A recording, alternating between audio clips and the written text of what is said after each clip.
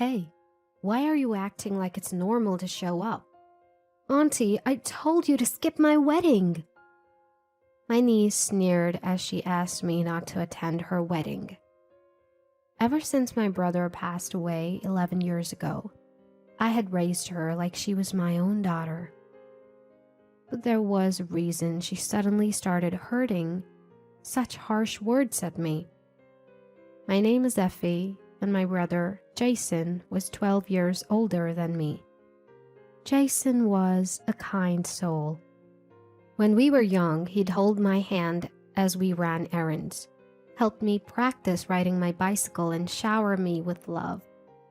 The year I entered middle school was also the year my beloved brother got married and moved out. I remember Jason and his wife's wedding being full of joy. I clapped so hard my palms ached. The following year, a baby girl was born to Jason and his wife, Mary. Being the youngest in the family, I was thrilled to have a little sister-like figure in my life. We named her Heidi, and I loved her as much as my brother had loved me. Even after Heidi was born, my brother and his wife continued to dote on me, and from middle school to high school, I frequently visited their home and spent time as a part of their family. While sitting at lunch one day, I thought to myself that I hadn't seen Heidi in a while. I was now 27 years old and working for a major fruit wholesale company, directly dealing with fruit farmers for various regions. I was not initially familiar with agriculture, but I learned a bit each day by listening to the voices of the producers, and I was now a leading staff among the employees, trusted with guiding my colleagues. One stormy day, I received sudden news that shocked me. That day, a typhoon was approaching, and we finished work a bit earlier than usual. Still, the weather outside was incredibly violent during my commute home, with gusts of wind so powerful they threatened to carry me away. It was on such a stormy day that my brother, under the orders of his boss, had been forced to go out on sales rounds. Jason was very earnest and hardworking. Even on that day, he was trying to make sales even in the adverse weather and didn't slack off. As he walked through the strong wind, a sign from a building fell and struck him directly. I heard about my brother's death, and I somehow managed to get my trembling legs to take me to the hospital. By the time I arrived, everyone was already there, and my parents were hunched over, crying silently. Seeing my parents crying and the painful sight of my brother, I couldn't help but shed tears, even though I still couldn't believe what had happened. Even though I understood the situation, the reality was too hard to accept. I sat next to my brother and cried. I noticed Mary and Heidi, Jason's wife and daughter, looking as if they were in a daze, not sobbing but simply staring blankly at the wall. Thinking it best to leave them be, I felt so sorry for them. From then on, we supported each other as a family even more than before.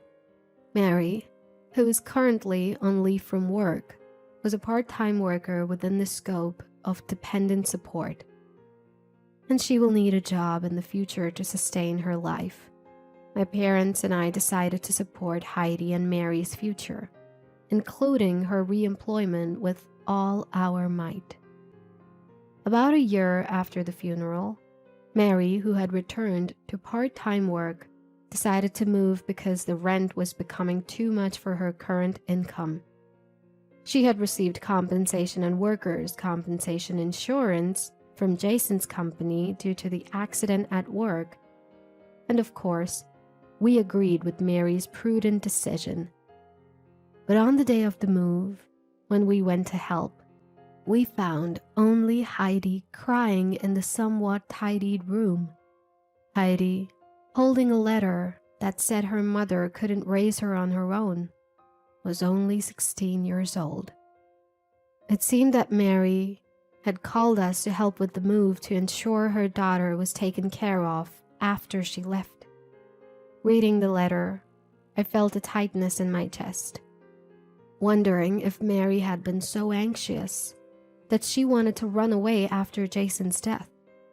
From the contents of the letter and what Heidi told me, it seemed that Mary believed it would be better for Heidi to be raised by our family than by her, who was economically unstable. Although it said she was thinking of Heidi first, what she did was equivalent to abandoning her high school daughter. Of course, I was angry at Mary, and we even went to search for her at her parents' house. However, the people who came out of the house were a family we didn't know, and we learned that not only Mary, but also her parents had moved. We contacted Mary's relatives, but there was no family willing to live with Heidi, who was a high school student and had the prospect of significant expenses for college.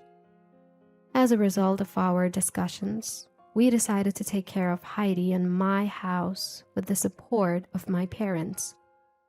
Despite the difficult times, Heidi smiled and said, "Effie, please take good care of me." And I hugged her tightly. 11 years have passed since then, and Heidi graduated from college and found a job at a local company. When she brought up a serious conversation, I felt the passage of time and nodded. "You're 27 now, after all." Seeing that, Heidi blushed a little and said, "Effie, I'm getting married." She met her boyfriend through a friend, and he was 1 year older than Heidi, and he seemed like a gentle and fine young man from the pictures. According to Heidi, he really cares about her, and although he is usually reliable, he can be a bit off at times, and she likes that part of him too. I was really happy and repeated congratulations so many times that Heidi was amazed. The man seems to be quite busy, and I haven't met him face to face yet. Heidi would try to set up dates for me to see him, but it always falled on days that I was busy. But in spite of her boyfriend's busy schedule, he actively participated in the wedding preparations, and Heidi seemed truly happy. When they shared with me that their ideal plan was beyond their budget, I remember my brother's wonderful wedding.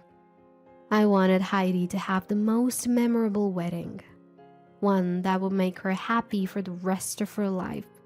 I provided financial support as much as possible and looked forward to a ceremony filled with Heidi's dreams. On the long-awaited wedding day, as it was time to leave, I urged Heidi to prepare and made my final check on my belongings. I couldn't afford to make a mistake at my daughter's grand event, so I checked multiple times before finally setting off. As I followed Heidi down the hallway, I was already filled with so many emotions. Just the sight of her in her wedding dress was enough to make me tear up. I thought that both the groom and his parents, as well as my late brother in heaven, might laugh at me if they saw me crying so much. Still, I found these moments of contemplation to be a joy. Just as we got to the front door, Heidi turned around abruptly. She smiled gently at me and said, "Don't come, Auntie." "Huh?"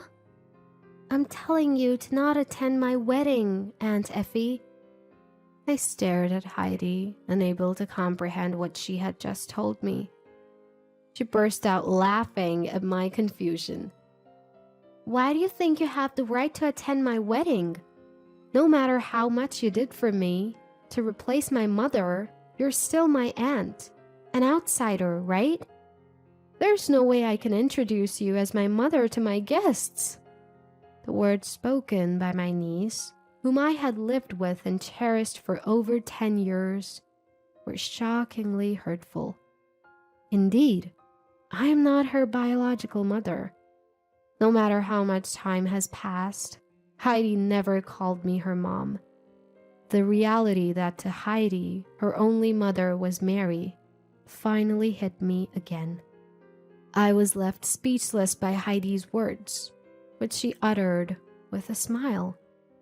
There was a moment when I thought, despite having raised her this far, but I realized it was a one-sided and arrogant sentiment. It is indeed regrettable that I cannot witness my daughter's grand event. But if this is for Heidi's happiness, I will do as she says.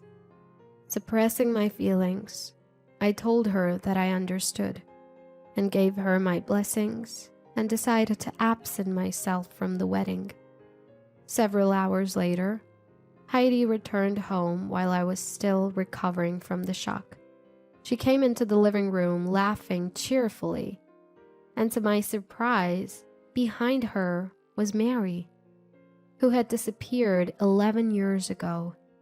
Long time no see, Effie. You've aged a lot. Mary, who made quite a light-hearted entrance, extended her hand towards me the moment she saw my speechless face. I'm sure you know that my daughter got married. Give us a gift. $10,000 will do. You'll be down to offer Heidi that amount, right, Auntie Effie? Her red lipstick-clad mouth curled into a smirk. Heidi, standing next to Mary, echoed her mother's words with a similar smile. As they urged me to cough up the money quickly, the two started revealing a shocking truth. In fact, Mary's disappearance was a scheme to freely spend the insurance money and the funds from my brother's company. Mary, who had been working part-time and left the household finances to my brother, seemed to have completely changed after suddenly coming into a lot of money. Although she had never been poor, she became stingy about spending the money she had acquired, even on her daughter. Once she realized that she could control everything, her greed led her to use me, a single woman with a stable life, to raise Heidi so she could save on major expenses like college tuition. And terrifyingly, this all was a farce that Heidi was aware of. Only our family thought Mary had disappeared. She and Heidi were secretly contacting each other on their phones to prevent us from finding out, and they eventually started meeting once a month. When Heidi became a college student, her spending increased dramatically, and I heard she had started a part-time job, but in reality, she was receiving pocket money from Mary and hanging out. For Heidi, who was in her partying phase, Mary, who gave her money and let her do as she pleased every month, was undeniably the best mother. That's why Heidi coldly laughed. She deliberately refused to call me mom, knowing how much I loved her as my daughter. After Mary finished revealing the truth about her disappearance, she laughed mockingly and said, "Oh, did you perhaps use up all your savings and can't afford a gift anymore? But well, it was a more lavish ceremony than expected, so I'm proud as a mother who supported her financially for her wedding. Right, Auntie?" Mom, you're so mean. From now on, you should save for yourself. I absolutely won't take care of you after your retirement. It was fun being your pretend daughter, but bye-bye now. The two of them laughed heartily, stating that they would take the wedding expenses as a combination of a wedding gift and severance payment.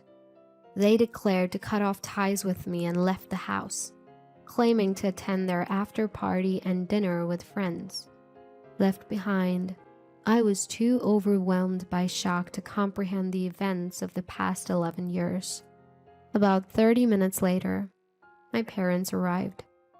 They had been shocked at the wedding when Mary appeared as Heidi's mother, but didn't want to ruin their granddaughter's big day, so they stayed put until the ceremony ended. Afterwards, they had been looking for Mary. Unable to find her and unable to reach me, they decided to check on me at home. Seeing my parents, I broke down in tears. When I tearfully confessed everything about Heidi and Mary's scheme, my parents were furious. However, even if my parents wanted to talk directly, it seemed that Heidi had already switched off her phone and we couldn't reach her. We could have tried to locate Heidi through Jason's family, but we had raised Heidi because we wanted to. Confronting them would make us feel better, because we never expected anything in return. We could have hired a lawyer to claim back my money, but I just didn't have the courage to sue my own daughter, whom I had cherished and raised for over 10 years. After discussing the situation, we decided to let it go, as they wished. We decided to sever our ties and bury everything in the past. Once free from the situation, I took the bold step of resigning from the company I had been working for and started my own fruit wine manufacturing business. I used domestically produced fruit that could be sold due to irregular shapes or fruits that were partially damaged due to weather conditions to develop and produce my products. My new venture, which I started with the idea of reducing fruit waste while still working at my previous company, gradually gained support from not only farmers but also various supporters due to the growing concern about food waste. Though it was challenging as I embarked on this new journey, the connections I made during my corporate career helped me immensely, and I made steady progress. The business that initially ran at a loss slowly started to increase its sales over 3 to 5 years, and the consistent growth made it a company to watch in the industry. One day, Heidi suddenly visited my office. She was already crying when she arrived and ran towards me as soon as she spotted me. Surprised, but not wanting to cause a scene, I took her into the reception room. "Effie, I'm really sorry for everything. I've reflected on my actions and I need your help. I'm still like a daughter to you, right? After all, we lived together for such a long time. I'm really in trouble, Effie. Please help me financially." A woman, now well over 30, sobbed like a toddler. A receptionist who Heidi seemed to have pushed past arrived, out of breath with several other staff members, all trying to drag Heidi out of the office. Watching this scene, I felt disheartened. She was, after all, after my money. According to Heidi, by the time Mary had appeared before me, she had almost exhausted all the money she had. Unaware of this, newlyweds Heidi and Jason expected support from Mary and willingly invited her to live with them. Initially, their life together seemed to go well, but everything changed when they built a new house. Heidi's husband took out a hefty loan to build a house with unique architectural features, expecting his mother-in-law to pay for it. Heidi wanted a kitchen with the latest equipment, and Mary, assuming her son-in-law was well off, chose the best from wallpapers to lighting for her room. Their loan turned out to be a heavy burden as everyone was relying on someone else's money. To make matters worse, their lifestyle was beyond their means, and Mary's money was already depleted. Even so, Mary, claiming to have given Heidi enough pocket money, started asking for money and never worked. This drove Jason to gambling out of stress from his mother-in-law's outrageous behavior. Unbeknownst to Heidi and Mary, Heidi's husband even accrued debt under their names, leaving their household finances in shambles, regardless of how much Heidi worked. We're now trying to sell the house as his parents suggested, but we can't find any buyers. Mom gets fired every time she tries to work, and both my husband and I are exhausted from working overtime every day. You're the only one I can rely on, Effie. If I'm not happy, Dad wouldn't be able to rest in peace either, right? Heidi, desperately appealing to me, reached her hand out while being escorted by my staff, smearing her face with tears and snot as she asked for money. I was slightly relieved to find that my heart was unmoved by this spectacle. The matter of this mother and daughter had firmly become a thing of the past in my mind. Finally, I broke my silence. Do you have an appointment, ma'am? Our company is not a financial institution, so we cannot lend money to strangers. If you're in trouble, please consult a bank or consumer finance company. Stunned, Heidi was lost for words when I turned back her own phrase. Stranger. That one had pushed me to the abyss of despair. Maybe she thought that if she cried and pleaded, she would get help. I followed my staff and led Heidi to the company's entrance. When she still wouldn't budge, I gently pushed her shoulder, guiding her a step outside the entrance. Realizing that I was never going to be her ally, for the first time, Heidi called me Mom.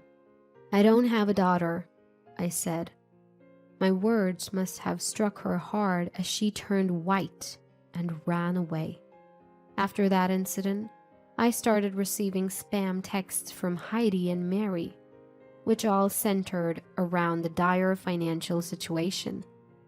I ignored them all, but they persistently requested money or a loan. Seeing this, it's clear that they are struggling under a crushing debt. It would be a nuisance if they call my company's front desk, even if I block their calls. So I'm receiving a bunch of texts, but I have no intention of ever replying. If they ever send something to my company, I might sue them for business obstruction. Finally recovering, I've decided to move abroad to expand my business and study to make better wines. It seems I won't have to face those two for a while, and with anticipation for my new environment, I'm dedicating myself to work every day.